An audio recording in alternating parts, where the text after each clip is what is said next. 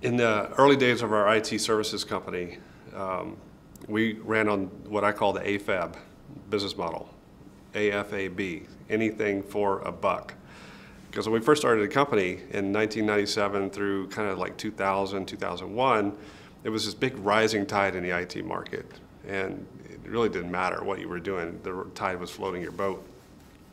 And then, we kind of suffered a whole series of setbacks of losing a lot of business in a short period of time and having to reorganize the business. And I came across this book one day when I was organizing my desk, and it had been there for a long time.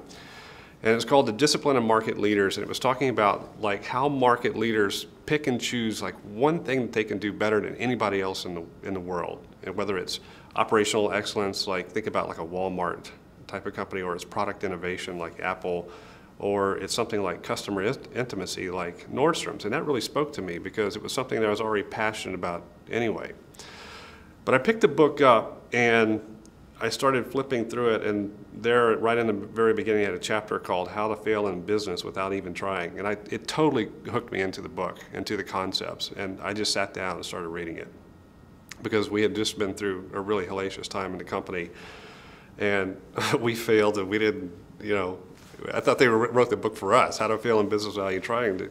Just could have put Steve at the end of it, and it would have felt perfect.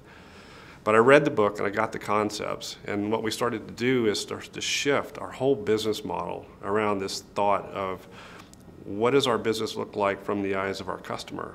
What does it look like from the eyes of their experience? What impressions are we leaving with them throughout our interactions with them? What kind of moments of truth? Later on, we even expanded that to think about our vendors, our suppliers, our partners, not just our customers as well. And ultimately, we ended up at a place where we thought, the starting point for all that is how we treat our people and what we think and say and do about how we work with our people. But